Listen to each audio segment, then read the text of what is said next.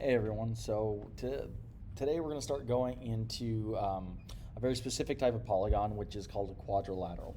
Okay, the first one that we're really going to look at is the one that kind of has the most information to tell us. Okay, and so this first one is what we call a parallelogram. Well, the definition of a parallelogram is a quadrilateral or a four-sided polygon where both sets of opposite sides are parallel. So hopefully this is not new information. Okay, so over here I have parallelogram quad, Q-U-A-D. And again, this little symbol here that kind of looks like a little mini parallelogram, it literally is read as parallelogram. Okay? And much like how we had, like, for example, triangle ABC, right, this is the symbol that we use for parallelograms, that little quad symbol. Okay? So in parallelogram quad, right, what we know is, by the definition of what a parallelogram is, we know that QU, right, has got to be parallel to AD, because they are opposite sides, as well as QD has got to be parallel to UA. And that's what it means to be a parallelogram. So now what we want to look at is what different types of properties do they have. Okay? Well, the first thing that we should notice is that they're both sets of opposite sides are parallel, so we should really kind of think about what the angles look like. And so one of the easiest ones for us to do is if I kind of just, and I'll even just use my ruler to kind of block it out, right? If I just block out UA and I kind of look at this figure as it is, right, we can see that the QU and DA are parallel and QD acts as the transversal. So if that acts as the transversal, right, then what we can say about, for example, angle D and angle Q, right, is that they're not going to be congruent, they're going to be supplementary because they are consecutive interior angles. So this leads us to the first property that we're going to talk about, because it just pretty much follows directly, right, is that in a parallelogram, right, consecutive angles are supplementary. Okay, and so just kind of as an example, and I'll even do this, examples, right, we have angle Q, measure of angle Q plus the measure of angle D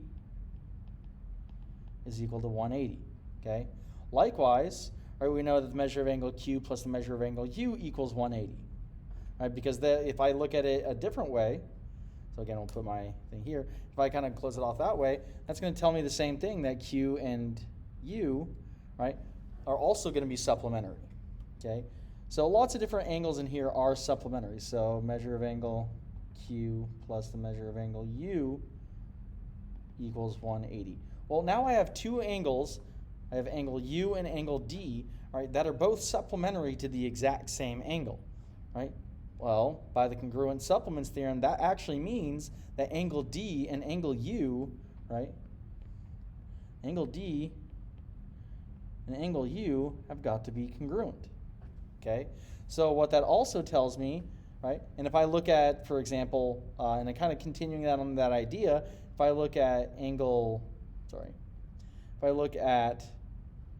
U and A have also got to be supplementary, which kind of by that same reason, right, those two angles, or angle Q and angle A now must be congruent.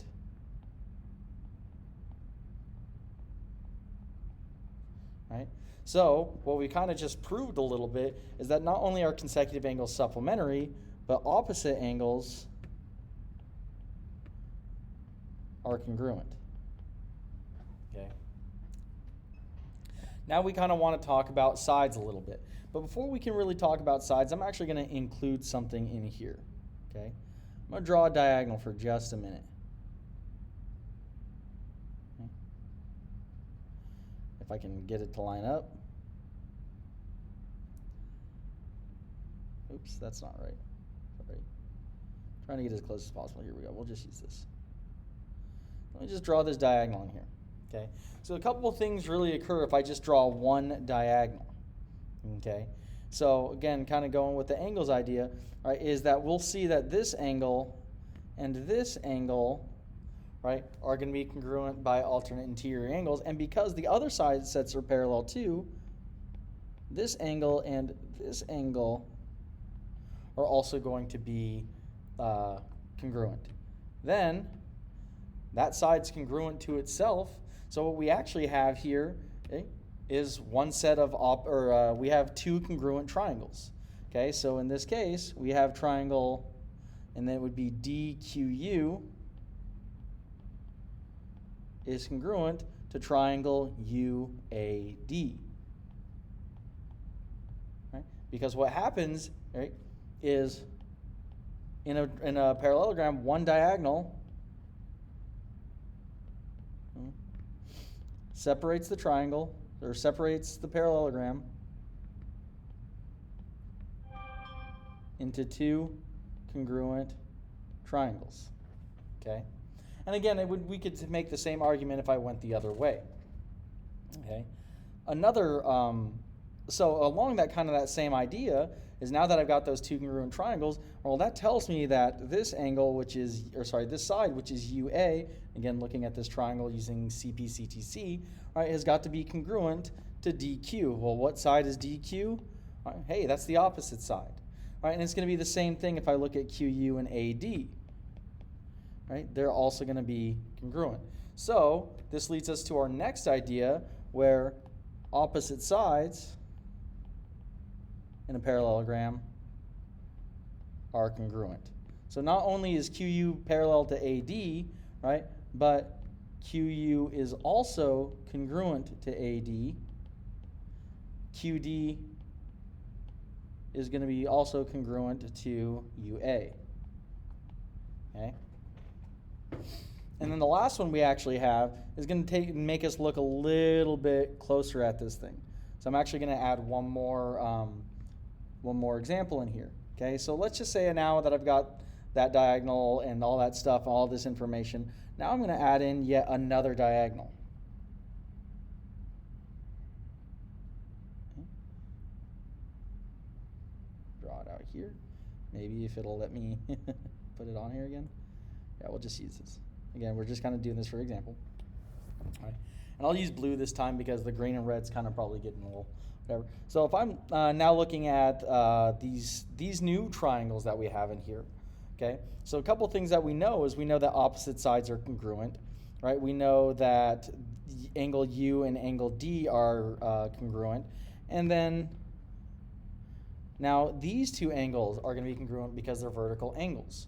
So essentially what we've now got, right, is we actually have this triangle is congruent to this triangle, and likewise, I'll use orange for this one, we have this triangle congruent to this triangle. So we now have two different sets of congruent triangles. Well, if we compare the triangle and we compare their sides, right, that tells me that this side, 5, is going to be congruent to this side. Likewise, this side, and I'll even 3, 4, 5, 6, is going to be congruent to this side. I think that's 6. Okay, and so even though, so essentially what we kind of have here is that the diagonals, they meet in the midpoints of both these two segments, or sorry, the diagonals meet at both of their midpoints, meaning, right, that the diagonals actually bisect each other.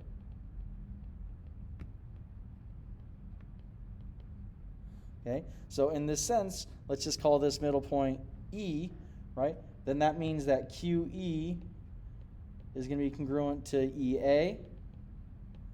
Likewise, we can say that QE is equal to, sorry, oh, that hat shouldn't be there. Likewise, we could say that QE is equal to 1/2 QA, right, and so on and so forth. And we can just use then there's tons of different things in here that we can actually have. For example, DE is congruent to EU, DE is 1/2 of DU, so on and so forth. So lots of different properties that are kind of taking place here. Okay, so if you, so this is the first video just kind of explaining it. In the next video, we're going to go over the algebra behind it.